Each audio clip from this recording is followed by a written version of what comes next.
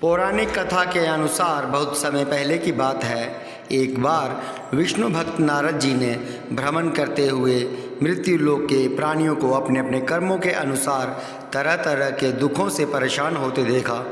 इससे उनका हृदय द्रवित हो उठा और वे वीणा बजाते हुए अपने परम आराध्य भगवान श्री हरि की शरण में कीर्तन करते ही क्षीर सागर पहुँच गए और बोले कि अगर वह उनसे प्रसन्न है तो मृत्यु लोक के प्राणियों के व्यथा हरने वाला कोई उपाय बताएं।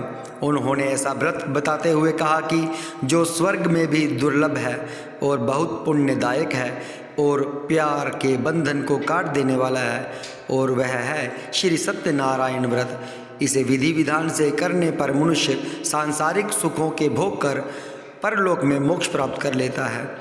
काशीपुर नगर के एक निर्धन ब्राह्मण को भिक्षावृत्ति करते देख भगवान विष्णु स्वयं ही एक बूढ़े ब्राह्मण के रूप में उस निर्धन ब्राह्मण के पास जाकर कहते हैं कि सत्यनारायण भगवान फल देने वाले हैं, उसे व्रत पूजन करना चाहिए जिससे मनुष्य सब प्रकार के दुखों से मुक्त हो जाता है। इस व्रत में उपवास का बहुत महत्व है। उपवास के समय हृदय में यह धारणा होनी चाहिए कि आज श्री सत्यनारायण भगवान उनके पास ही बैठे हैं और श्रद्धापूर्वक भगवान का पूजन कर उनकी कथा करनी चाहिए।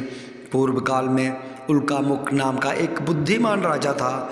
साधु वैश्य ने भी यही प्रसंग राजा उल्कामुख से विधि विधान के साथ सुना, लेकिन उसका विश्वास अधूरा था, श्रद्धा में कमी थी।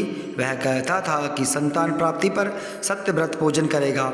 समय बीतने पर उसके घर एक सुंदर कन्या ने जन्म लिया। उसकी श्रद्धालु पत्नी ने व्रत की याद दिलाई तो उसने कहा कि कन्या के विवाह के समय करेंगे। समय आने पर कन्या का विवाह भी हो गया और उल्कामुख ने व्रत नहीं किया। वह अपने दामाद को लेकर व्यापार के लिए चला गया। उसे चोरी के आरोप में राजा चंद्रकेतु द्वारा दामाद सहित कारागार में डाल दिया गया। घर में भी चोरी हो गई। पत्नी लीलावती और पुत्री कलावती भिक्षावृत्ति के लिए विवश हो गए। एक दिन कलावती ने किसी विप्र के घर श्री सत्यनारायण का पूजन होते देखा और घर आकर अपनी माँ को बताया। तब माँ ने अगले दिन श्रद्धा से व्रत पूजन कर भगवान से पति और दामाद के शीघ्र वापस आने का वरदान मांगा।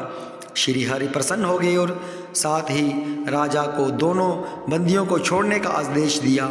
राजा ने उनका धन धान्य देकर उन्हें विदा किया। घर आकर उल्कामुख पूर्णिमा और संक्रांति को सत्यव्रत का जीवन पर्यंत आयोजन करता रहा और सांसारिक सुख भोग कर उसे मोक्ष प्राप्त हुआ। इसी प्रकार राजा तुंगध्वज ने जंगल में गोपगणों को श्री सत्यनारायण भगवान की पूजा करते देखा, लेकिन उसने पूजा स्थल पर न जाकर दूर से ही प्रणाम किया और न ही प्रसाद ग्रहण किया। परिणाम यह हुआ कि राजा के पुत्र का धन सब कुछ नष्ट हो गया। राजा को यह आभास हुआ कि विपत्ति का कारण सत्यदेव भगवान का निरादर है। उसे बहुत पछतावा हुआ। वह तुरंत वन में गया। उसने बहुत देर सत्यनारायण भगवान की पूजा की, फिर उसने प्रसाद ग्रहण किया और घर आ गया। उसने देखा कि उसकी सारी संपत्ति सुरक्षित हो गई। राजा प्रसन्नता से भर गया। फिर राजा ने कहा कि हमें अज्ञान को दूर करके सत्य को स्वीकार करना चाहिए। प्रभु की भक्ति करना मानव का धर्म है।